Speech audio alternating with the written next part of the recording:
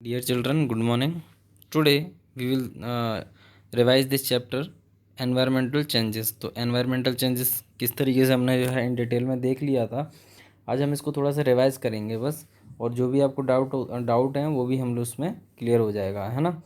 तो हम लोगों ने इस चैप्टर में जो है क्या क्या चीज़ें देखी थी कि मतलब हर डिफरेंट डिफरेंट कंट्रीज़ में यानी कि एनवायरमेंटल चेंजेस किस तरीके से होते हैं, किन रीजंस की वजह से होते हैं, क्या ऐसे मतलब कॉजेज़ हैं जिनकी वजह से हम लोगों ने देखे थे कि एनवायरमेंटल में चेंजेस देखने को मिलते हैं। तो डायरेक्शन ऑफ विंड्स था जिसकी वजह से एनवायरमेंट में चेंजेस देखने को मिलते हैं, है ना। आपका टेम्परेचर है और आपका मॉइस्चर है ना। तो इस तरीके के जो है कुछ क्लाइमेटिकल चेंजेस होते हैं जो एटमॉस्फेयर में, उनकी वजह से क्या होता है एनवायरनमेंट में चेंजेस देखने को मिलते हैं। कुछ ऐसी पॉल्यूटेड एक्टिविटीज़ भी होती हैं, जैसे आपने देखा है कि फैक्ट्रीज से जो है वेस्टेज मटेरियल या व्हीकल से जो निकलने वाला धुआं है उससे जो है क्या होता है पॉल्यूशन बहुत ज़्यादा अमाउंट में होता है, उसकी वजह से भी एनवायरमेंटल में मतलब चेंजेस देखने को मिलते हैं, है ना। तो देखिए इसमें जो बॉक्स दिया गया है उसमें बताया कि जो कंट्रीज़ हैं वो एक साइड में जो रशिया है, ईरान है, ब्राज़ील है, नॉर्वे है, फिलीपाइंस है, सऊदी अरब है, उन कंट्रीज़ में जो है उनका हीट बताया है, कोल्ड बताया है और रेन जो है वो बताया है। जैसे हमने इनको डिस्क्रिप्शन में देख लिया था, फिर भी इसको थोड़ा सा एक नज़र मार लेते हैं इस पर। जैसे रशिया में जो है हीट यानी कि कितना कितना हीट है वहाँ पे 15 सेल्सियस और -20 डिग्री जो है आपका कोल्ड है, और रैन रैन वहाँ पे कितना होता है यानी कि बारिश कितनी होती है 100 सेंटीमीटर होती है। तो इस तरीके से सारी कंट्रीज़ का उसमें वन बाय वन सब कुछ दिया हुआ है। इस बॉक्स में सिर्फ आपको एक वर्क कंप्लीट करना है कि जो एक साइड में जो रीज़न दिया हुआ है उस रीज़न को आपको लिखना है कि किस रीज़न की वजह से क्यों इतना ज़्यादा ठंडी होता है, क्यों गर्मी होता है और रेनफॉल क्यों होता है, तो उसका एक रीज़न देना है आपको, है ना। तो सारे कंट्रीज़ के बारे में मतलब जो भी है टेम्परेचर है, हीट है, कोल्ड है, उनके आपको रीजन्स इसमें बताने हैं। क्लियर।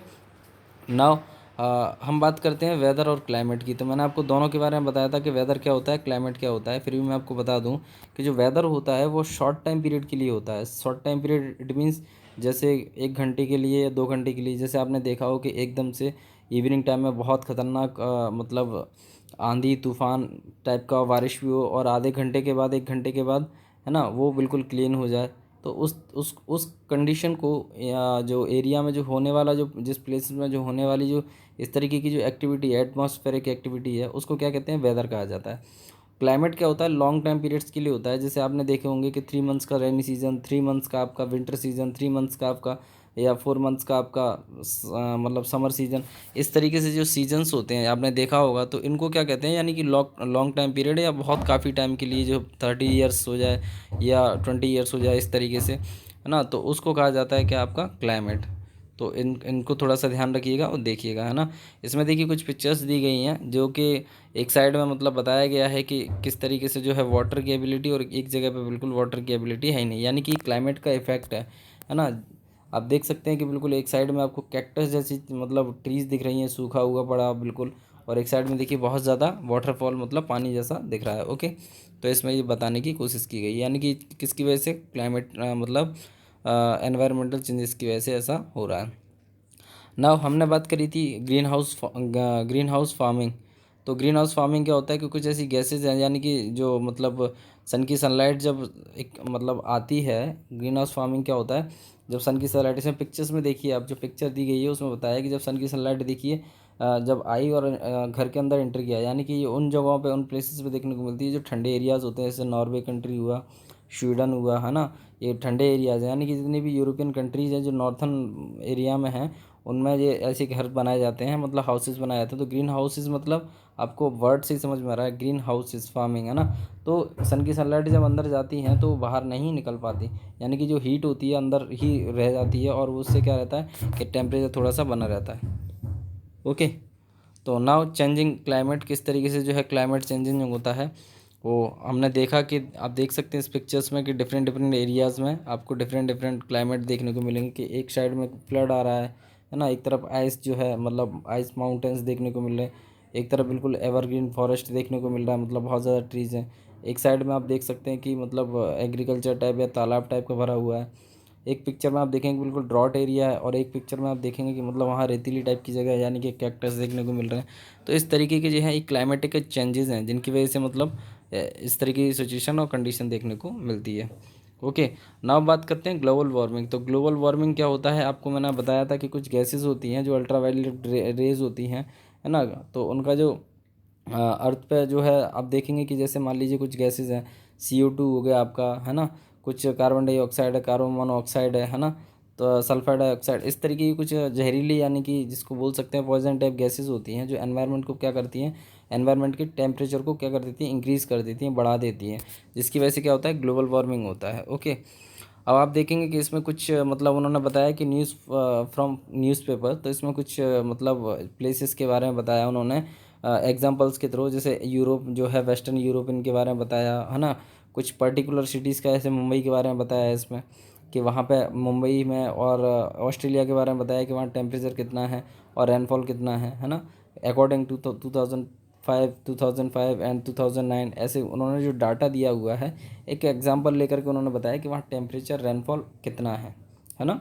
तो ये हमने देख लिया था। अटलांटिक के बारे में भी हमने बात की थी, सॉरी अंटार्कटिका के बारे में भी हमने बात की थी, है ना। तो ये सारी चीज़ों के बारे में। नाउ इसमें नेक्स्ट है, how does the earth get the heated. Earth जो है किस तरीके से जो है मतलब हीटेड होता है। तो पहला हमने बताया था कि मतलब जो हीट होने का एक रीज़न जो मैंने आपको बताया था कि सन की सनलाइट से जो है हमें सबसे ज़्यादा जो है एनर्जी मतलब मिलती है, और वो एनवायरनमेंट को क्या करता है, देखिए जो सन की सनलाइट जब डायरेक्टली अर्थ पे आती है तो वो कहीं ना कहीं क्या नहीं करती, एनवायरनमेंट को हीटेड नहीं करती। बट जब सन की सनलाइट जब अर्थ पे पड़ करके और अर्थ से मतलब बोल सकते हैं उनको वेव्स निकलती हैं, है ना, लाइट जो है हीट निकलती है जैसे तो उससे जो है अर्थ गर्म हो जाता है और उस आसपास के एनवायरनमेंट को भी गर्म कर देता है ना। तो यानी कि अर्थ इस तरीके से हीटेड होता है, और कुछ गैसेस की वजह से, जैसे इसमें दिया है कार्बन डाइऑक्साइड, है ना, क्लोरोफ्लोरोकार्बन 65% जो है आपका, है ना, आपका मीथेन है 10%। तो इस तरीके से जो गैसेस है इनका कंट्रीब्यूशन है जो कि क्या करता है, अर्थ को हीटेड करता है। Okay, clear. नाउ इसमें देखिए कुछ ईयर्स का दिया हुआ है जो कि टेम्परेचर जो है किस तरीके से बढ़ता गया है, और एनुअल एवरेज बताया है और 5 ईयर एवरेज बताया है उसमें। तो लाइंस के थ्रू आप देख सकते हैं कि एक रेड कलर की और एक बिल्कुल नॉर्मल कलर से जो है रिप्रेजेंट किया गया है। तो किस तरीके से इंक्रीज हो रहा है वो उसमें बताने की कोशिश की गई है। Okay, clear, isn't it. Now next is, इसमें देखिए कुछ प्लेसेस के बारे में दिया हुआ है, सॉरी प्लेस, हाँ प्लेस के बारे में दिया हुआ है या थिंग्स, और दूसरा टाइमिंग, और तीसरा कि कितने अमाउंट में वो गैसेस क्या कर रही हैं, मतलब प्रोड्यूस की जा रही हैं, रिलीज़ की जा रही हैं, है ना। तो इसमें आप देख सकते हैं कि जो थिंग्स है, थर्मल पावर स्टेशन हुआ, मोटर कार हुआ, AC TV, है ना, ट्यूबलाइट्स हैं, कंप्यूटर हैं, इस तरीके से जो है ये 1 lakh ton, sorry 9 lakh ton, 17 crore ton, 2230 kg, तो ये रिलीज़ करती हैं क्या, मतलब ग्रीन हाउस गैसेज जो हैं इफ़ेक्ट करने के लिए जो गैसेज हैं रिलीज़ करती हैं। ओके, अब हमने इंडिविजुअल गैसेस के बारे में भी देखा था जो कि आपका मीथेन है ना, नाइट्रेट ऑक्साइड है, आपका क्लोरोफ्लोरोकार्बन है। तो हमने इनके इंडिविजुअली देख लिया था, इंडिविजुअली बता दिया था। जैसे 2005 में एक मतलब देख सकते हैं इसमें जो है एक टेबल दिया है, रीजन किन किन रीजन्स की वजह से जो है इंक्रीज़ हो रही है और कितने अमाउंट में रिलीज़ हो रही है ना। तो एक बॉक्स में देखिए आप इसका जो मीथेन का फार्मूला होता है CH4, तो उसको घबराने की ज़रूरत नहीं है कि CH4 क्या है। ऐसे ही क्लोरोफ्लोरोकार्बन का जो फार्मूला होता है CFC, है ना। तो जो आप देख सकते हैं इस बॉक्स में कि ये रीजन्स की वजह से जो है मीथेन जो गैस है रिलीज़ हो रही है, कितने अमाउंट में, वो एक बॉक्स में दिया हुआ है ना। नाउ इसमें देखिए नाइट्रेट ऑक्साइड जो है आप देख सकते हैं the proportions of the nitrate oxide has increase from 217 ppm था, और जो है बढ़कर के मतलब रिसेंट की अगर बात करें तो 319 ppm हो गया है ना। तो मतलब वही कंपैरिजन किया है कि पहले उनका अमाउंट कितना था और इंक्रीज़ होते होते उनका अमाउंट कितना होता जा रहा है। Okay, clear. सेम थिंग इसमें क्लोरोफ्लोरोकार्बन के बारे में बताया उन्होंने। नाउ नेक्स्ट बात करते हैं हम लोग किसकी, इफ़ेक्ट्स ऑफ ग्लोबल वार्मिंग। तो किस तरीके से जो है ग्लोबल वार्मिंग का इफेक्ट हो रहा है। तो आप देख सकते हैं इसमें कि मई 12 2001 और जुलाई 1 2003 और जून 19 2006, तो किस तरीके से जो है हिमालय पे जो ग्लेशियर्स हैं, है ना, लगभग अप्रॉक्सीमेटली 2000 ग्लेशियर्स हैं। आप देख सकते हैं छोटे छोटे बड़े बड़े जो भी हैं। तो हर ईयर में चेंजेस देखिए कि जो ग्लेशियर्स की जो आइस है ना, हिमालय पे तो किस तरीके से मेल्ट हो रही है, यानी कि आप देख सकते हैं एक ग्लोबल वार्मिंग का इफेक्ट है ना। तो हर मतलब देख सकते हैं कि 2 इयर्स और 3 इयर्स के गैप में किस तरीके से चेंजेस हमें देखने को मिल रहा है कि आप पहले पिक्चर्स में देखिए, सेकंड पिक्चर्स और थर्ड वाले पिक्चर्स, तो आप कंपैरिजन करिए कि थर्ड पिक्चर और फर्स्ट पिक्चर्स में कि किस तरीके से चेंजेस देखने को मिल रहा है। ओके, तो इसको थोड़ा सा आप देख करके और मतलब क्लासीफाइड कीजिए। ओके, नाउ इसमें कुछ पॉइंट्स दिए गए हैं, तो मैंने इसके बारे में बताया था कि किस तरीके से जो है देखो पढ़ लेते हैं, रीड कर लेते हैं एक बार, ये थोड़े पॉइंट्स इंपॉर्टेंट है। तो there has been an increase in the natural calamities like a famines, cyclones, excessive rain, and the floods in the last 10 years. The places receiving heavy rainfall are now experiencing less rainfall. Rajasthan and the Dubai experience heavy rain, and there is a scanty of rains in the Cherrapunji. तो इसमें जो 2 points में बताया उन्होंने कि जो 10 years में जो जनरली हमने देखा है कि किस तरीके से जो है रेनफॉल और साइक्लोन्स जो है उनकी किस तरीके से बढ़ा हुआ है, मतलब इंक्रीज़ हुआ है पहले अमाउंट और अब की बात करें तो, है ना। वैसे ही उन्होंने मतलब रेनफॉल के बारे में बताया है कि राजस्थान में सबसे कम देखने को मिला है रेनफॉल, और जो है चेरापूंजी में सबसे ज़्यादा देखने को मिला है ना। The production of the pulses has gone down, जो पल्सेस का प्रोडक्शन है वो क्या होता चला गया, कम होता चला गया। The level of the ground water has decrease, ground water का जो लेवल है वो भी डिक्रीज हो गया था। Melt of the glaciers has increasing in the water level in oceans, this has the aggravated the erosion of the coastal lines, है ना। Human beings of the fall the victims to the dehydrations and the malnutritions due to the increase in the temperature. There will be changes in the cyclones of the seasons, characteristic of summer and the winter season will be changes. The salinity of the soils, Gujarat will be increasing due to the increasing of 25 centimeter in the sea level. There is a marked decline in the agriculture production.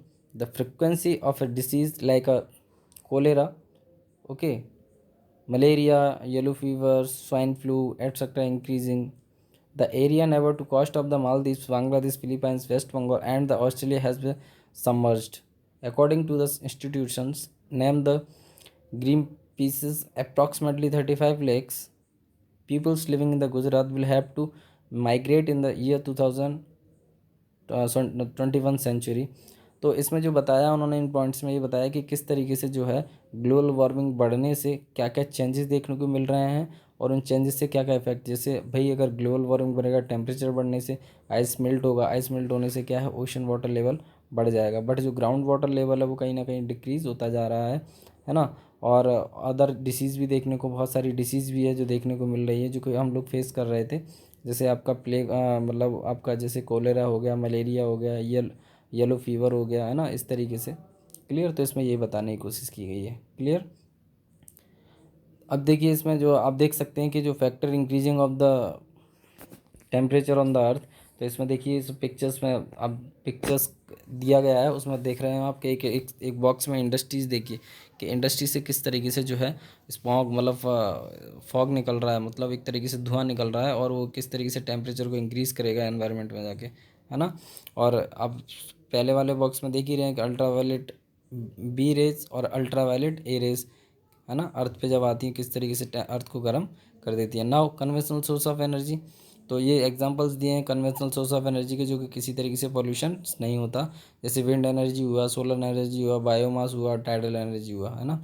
तो जो है solar energy जो है सन की sunlight से बनाई जाती है, विंड एनर्जी विंड से बनाई जाती है, और आपका जो है टाइडल एनर्जी जो है ओशंस के अंदर जो है टाइड्स जो होती हैं, है ना, तो उनसे बनाई जाती है। एंड बायोमास आप मुझे बताएंगे क्योंकि बहुत ईजी है। Okay, major to the prevent global warming, तो किस तरीके से हम ग्लोबल वार्मिंग को प्रिजर्व कर सकते हैं, बचा सकते हैं, प्रिवेंट कर सकते हैं, इट मीन्स। तो इसमें बहुत सारी ऐसी चीज़ है जैसे वही वाटर का केयरफुली यूज़ करना चाहिए, है ना, रेन वाटर हार्वेस्टिंग का यूज़ करना चाहिए, है ना। और जो मतलब हम लोग जो आप देख सकते हैं कि जो ज़्यादा से ज़्यादा non conventional source of energy का यूज़ करना चाहिए, जो सीएनजी होती हैं उनका भी यूज़ करना चाहिए, है ना। जो ह्यूमन पॉपुलेशन है उसको क्या करना चाहिए, ह्यूमन पॉपुलेशन ग्रोथ को मतलब कम करना चाहिए, चेक चेक करते रहना चाहिए, है ना। क्लियर। तो ऐसे बहुत सारे इसमें जो है बताया है कि प्लास्टिक की जो चीज़ें हैं उनको अवॉइड करना चाहिए, है ना। तो जो है एफॉरेस्टेशन करना चाहिए, डिफॉरेस्टेशन नहीं होना चाहिए, इस तरीके से रिड्यूस द CO2 गैसेस को रिड्यूस करना चाहिए। इस तरीके से इसमें जो है हम लोग क्या कर सकते हैं, ग्लोबल वार्मिंग को मतलब जो है प्रिवेंट कर सकते हैं ग्लोबल वार्मिंग को। ओके, ना ग्लोबल पॉलिसीज़ और प्रोटेक्ट एनवायरनमेंट, तो इसमें ऐसी कौन सी मतलब पॉलिसीज़ हैं जो कि एनवायरनमेंट को प्रोटेक्ट की जाती हैं, है ना, मतलब प्रोटेक्ट करना चाहिए। जैसे उसमें गवर्नमेंट ने ऐसे कई सारे ऐसे डेवलपमेंट प्रोग्राम बनाए हैं जिसमें क्या रहता है कि अगर कोई किसी तरीके से जो है मतलब पॉल्यूशन करता है तो मतलब उसको पनिश जैसी दी जाती है। जैसे एक एग्जांपल इसमें दिया हुआ है, एग्जांपल मतलब जो कि रियो डी जेनेरो के जो ब्राज़ील में एक 1992 में, आई थिंक 1992 में एक मतलब प्रोग्राम हुआ था जिसको हम लोग जेनेवा के नाम से जानते हैं। उसमें मतलब एनवायरनमेंट को प्रोटेक्ट करने के पर्पज़ से जो है बहुत सारे स्टेप्स लिए गए थे और उसमें बहुत सारी जो है मतलब कंट्रीज़ ने पार्टिसिपेट किया, है ना। तो एक तरीके से हम देखें तो एनवायरनमेंट को प्रोटेक्ट करने के लिए कई ऐसे प्रोग्राम्स थे, कई ऐसी मीटिंग्स की ली जाती हैं जो कि आपस में कंट्री के बीच में भी की जाती हैं और स्टेट्स के बीच में भी की जाती हैं, बिटवीन द कंट्री और बिटवीन द स्टेट्स, है ना। नाउ इसमें this chapter is finished and question answers दिए गए हैं, बड़े इजी क्वेश्चन है। जैसे मैंने आपको बताया था डेफिनेशन क्लाइमेट क्या होता है ना, what do you mean by green house effect क्या होते हैं, ग्लोबल वार्मिंग क्या होती है, इसमें आपको बता देना है। तो बड़े इजी क्वेश्चंस हैं, फिल इन द ब्लैंक्स दिए गए हैं और इसमें जो क्वेश्चंस हैं राइट द शॉर्ट नोट्स, उसमें जरा देखिए what step has been taken in the prevent global warming, तो ऐसे कौन से स्टेप्स हैं जो कि ग्लोबल वार्मिंग को प्रिवेंट कर सकते हैं। तो मैंने आपको जो पॉइंट्स बताए हैं वही लिखना है इसमें, है ना। Discuss in the these effect of climate changes, तो क्या मतलब किस तरीके से क्लाइमेट इफेक्ट हो रहा है, जो चेंजेस हो रहे हैं, तो इसके बारे में उसमें बताना है। क्लियर। तो this chapter is finish and revise it. Okay, आप फिर से इसको रीड करिएगा, जो भी डाउट है आप मुझसे पूछ लीजिएगा। Clear. So thank you so much.